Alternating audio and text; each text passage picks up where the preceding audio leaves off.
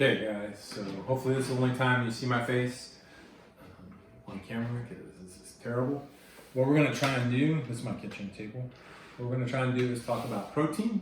And so we kind of talked vaguely about the amino acids and how we're going to use them to synthesize proteins and how our amino acid requirements are really dictated by the product we're producing. So for this example, what we're going to produce is this train. And this train could be milk, it could be pork, it could be wool, it could be beef. It's the product you're interested in producing. For the first example, we're going to produce pork, and then we'll go from pork and we'll produce beef. So this is what the pork protein looks like. It looks like a train engine, which is essential, this non-essential amino acid, and then an essential amino acid because it has a little boy on it, and then a non-essential amino acid. So 2 essential amino acids and 2 non-essential amino acids. Essential, essential, non-essential. What we're going to do is we're going to feed our pig this protein, okay? And this protein contains 7 amino acids.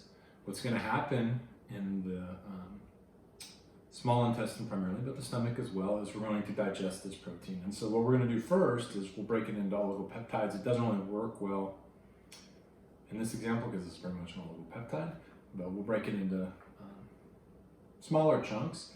But we'll also break it into dipeptides, and then maybe tripeptides, and then 2 amino acids. So we have 1 dipeptide, 1 tripeptide, and 2 amino acids. Amino acids can be absorbed, probably absorbed using sodium dependent, probably absorbed using sodium independent, because this is essential and this is non-essential. So now they're both in the enterocyte.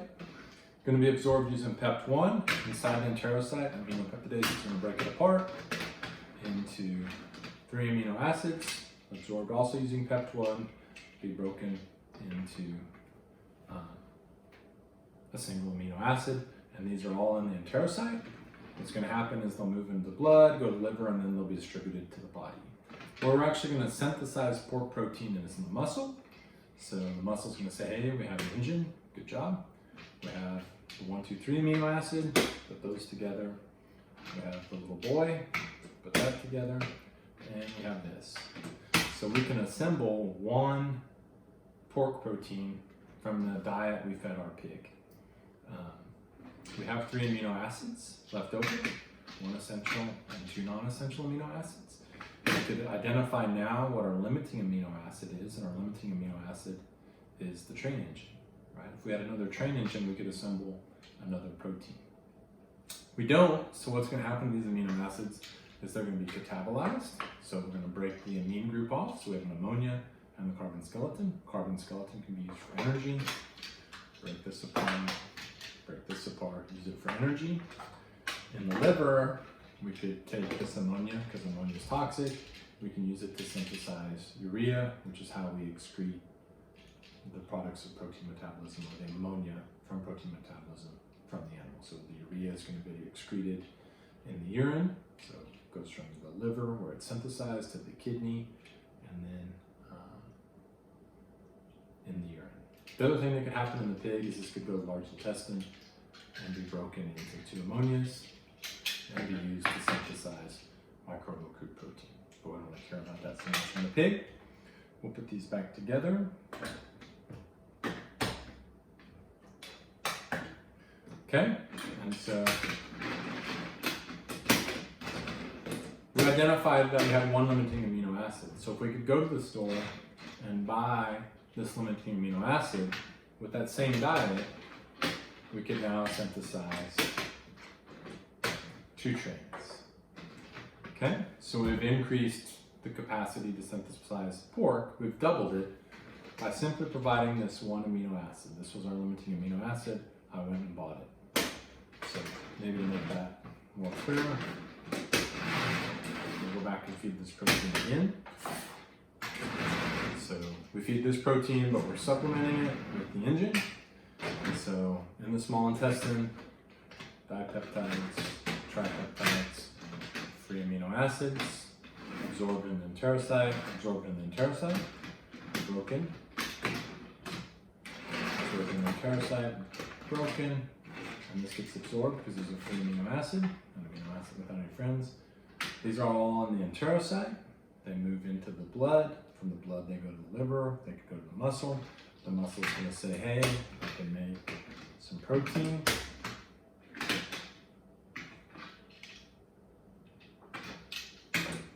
Sometimes it's hard. And now we can make 2 trains. So with the addition of 1 amino acid, we're able to double the protein synthesis by our pig. Okay? Fairly simplistic example of what's going on. Everybody good? Okay.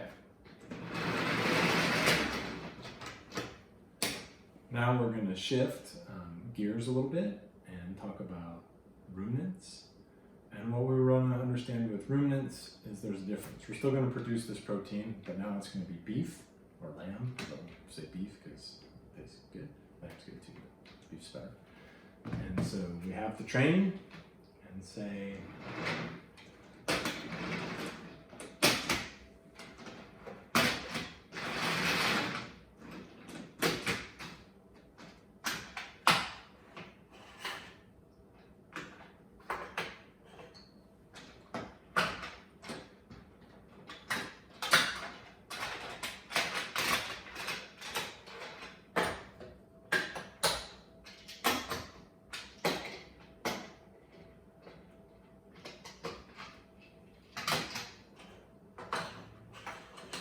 okay, so we feed this protein to our ruminant. We have 1, 2, 3, 4, 5, 6, 7, 8, 9, 10.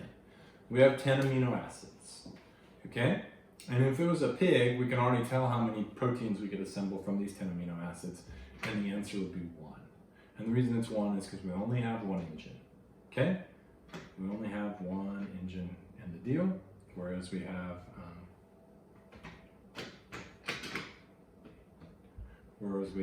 enough to synthesize at least 2 whole proteins if we needed to.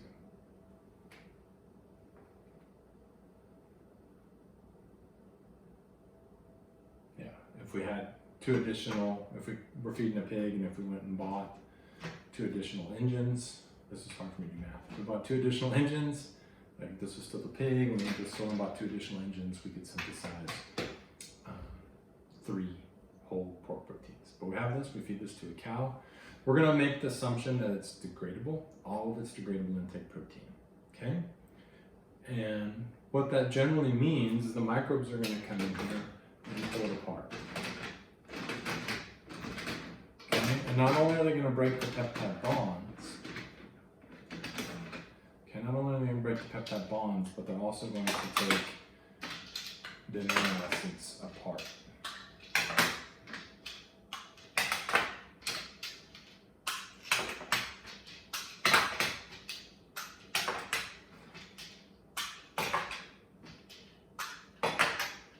Okay, and what they can do that's different from them is we could feed them urea, okay, and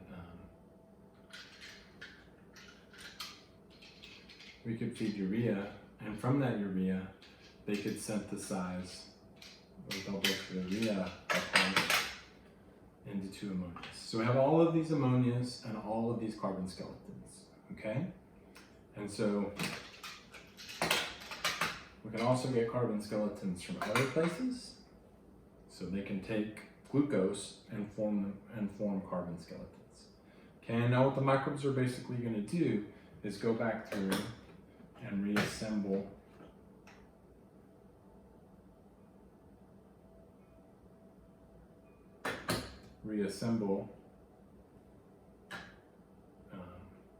some of the proteins or the amino acids. They're making amino acids, making amino acids, making amino acids.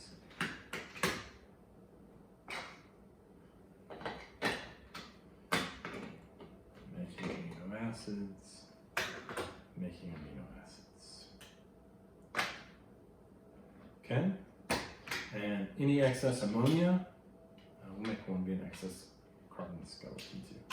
Any excess ammonia, so these excess ammonias, these are going to be absorbed, okay? They're absorbed out of the rumen. Absorbed out of the rumen, what happens to them? They go to the liver, and then the liver, they're synthesized to urea. So we fed the cow urea, they made ammonia. Some of those ammonias get absorbed out of the rumen and go to the liver to synthesize urea. Carbon skeleton can become VFA. Okay, we're going to use them synonymously. It's not quite that clean, but VFAs can also be absorbed out of the rumen and used by the animal as a source of energy. Okay, and so what the microbe's going to do is the microbe's going to go through and it's going to synthesize a microbial protein, a couple microbial proteins that meet its purpose. Okay, and so these two are microbial crude protein. Okay, and they're meeting the microbe's purpose. Okay, and then the microbe's going to leave the rumen. The microbe's going to be killed by the acid, the hydrochloric acid in the abomasum. And then what's going to happen is pepsinogen is going to come into the abomasum. It's going to be activated to pepsin by HCl and pepsin. And once it's activated, we can start breaking peptide bonds. We go to the small intestine. And this is identical to what's happening in the non-ruminant as well, right? It's identical, they're the same. We go to the small intestine and we're going to take and break, the S and the I cells are gonna realize that there is oligopeptides coming into the digesta and it has a low pH. They're gonna cause the release of CCK and secretin, which is gonna act on the enterocytes to produce enteropeptidase. It's also gonna act on they're going to act on the pancreas to produce buffer to raise the pH so our enzymes will work. We're also going to produce trypsinogen, chymotrypsinogen, and procarboxypeptidase. Trypsinogen will be activated by enteropeptidase, and then trypsin can activate itself. And then it'll also activate chymotrypsinogen, chymotrypsin, and procarboxypeptidase, the carboxypeptidase A and B. And what's going to happen is we end up with some amino acids, some tripeptides, dipeptides, and these are going to be absorbed by the enterocyte again, so absorbing them. Inside the enterocyte, we break all the peptide bonds, so everybody's a free amino acid. These are going to move into the blood, go to the liver, and now they're going to go to the muscle. Okay? And so in the muscle, we're going to synthesize beef. And so we go like this, and now we're backwards.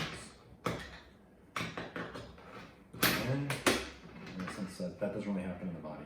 FYI, but when I put them back together, I put them together. Don't judge me. Okay? Man, I put them all together well. It's an epic fail. Okay? And so we've made one beef protein. You see we have another engine. The boy doesn't go there. We make this protein. We get two beef proteins. We have two excess proteins. What happens, or excess amino acids, what happens to these? Okay, they're going to be metabolized by some cell in the body. We get a carbon skeleton we can use for energy, and ammonia. Carbon skeleton we can use for energy, and ammonia. We have these two. We're going to use them to synthesize urea in the liver. That urea can be excreted, so it goes to the kidney. It goes from the liver to the blood to the kidney, and then it can get excreted in the urine. Alternatively, it can be recycled back to the rumen. Okay, so it can go back to the rumen and be useful in that regard. Okay, if I wanted to assemble,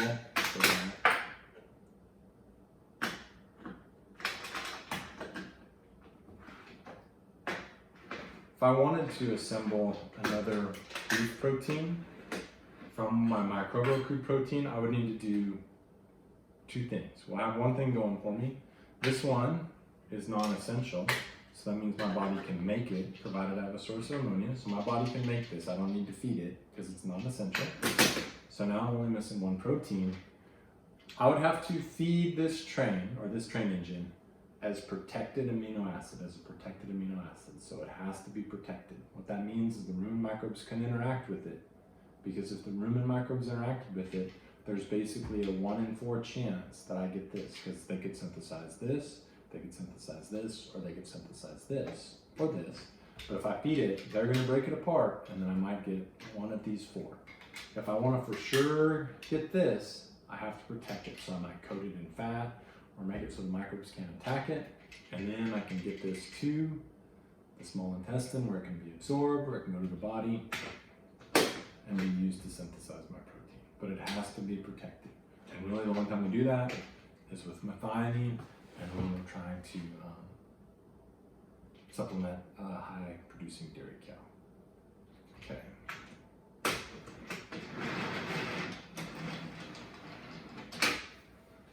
Okay.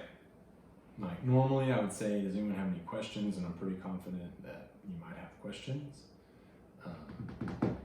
But what I really want you to see, the most important thing to see, if you're still watching this, you're probably not watching it. How our son backwards? Oh, I made the caboose or the engines backwards. That's the problem. This is terrible. Okay.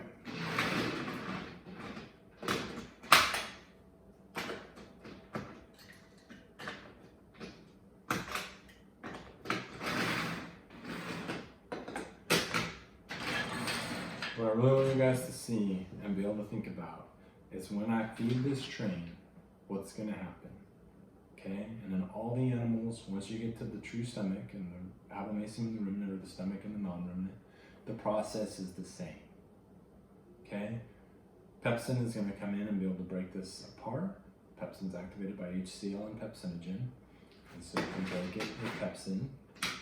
Okay, and then it's going to go to the small intestine where trypsin, chymotrypsin, and carboxypeptidase can break it apart. So you might end up with something that looks like this, and then these get absorbed.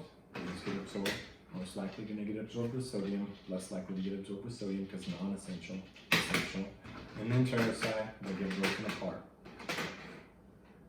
Go to the liver and the muscle. We're going to reassemble the train. We've reassembled it, and now we have the protein. Our limiting amino acid is the engine, and to get the engine,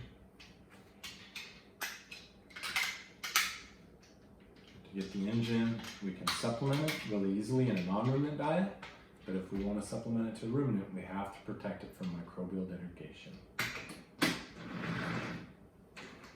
Okay, one last question and we'll be done because this is probably lame. If this is DIP, I'll put one more on. So we have 8.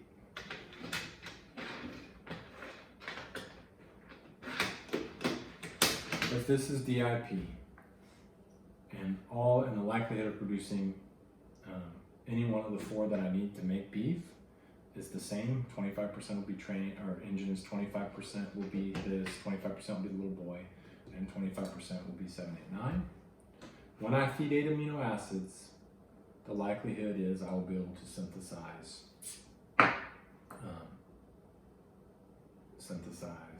2 beef proteins if it's provided as DIP. Okay? And so this would be the example of taking a low quality, so we'll make it really low quality.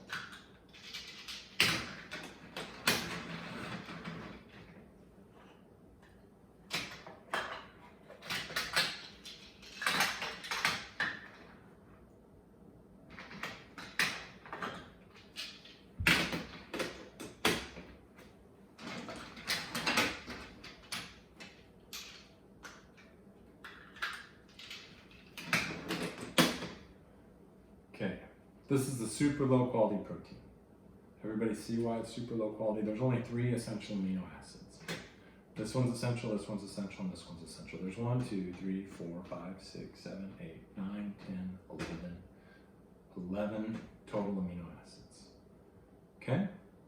If I was to feed this to a pig, my pig could only make 1 pork protein out of it because we can only have 1 train. Okay, all of these other amino acids would be catabolized. So basically, all of these, 4 would be used for protein synthesis. All of these others would be catabolized and used for energy. Not a bad thing to use them for energy. It's just more expensive than feeding carbohydrates. So if I fed this to a pig, I could only produce 1 pork protein, and all of these others would be catabolized. So we'd much rather have them get energy from carbohydrates because they're cheaper and it's more efficient. Okay, if I feed this to a ruminant and all of these become amino acids and they produce the amino acids in the same ratio as that, then we can add value to the protein and now I can produce 2 proteins. Okay, if I give them a little urea, we'll skip that. Okay, so low quality protein, more value in a ruminant animal. Okay, high quality protein, less valuable in a ruminant animal because they're going to make it a moderate quality protein. Okay, I'm sure you guys are going to have questions. If you have questions, make sure you post them in the comments or shoot me an email or ask when we have the deal on Thursday. Sorry, it's kind of rough and that super duper awkward. So, and I have shorts on, but Erin told me to comb my hair. So.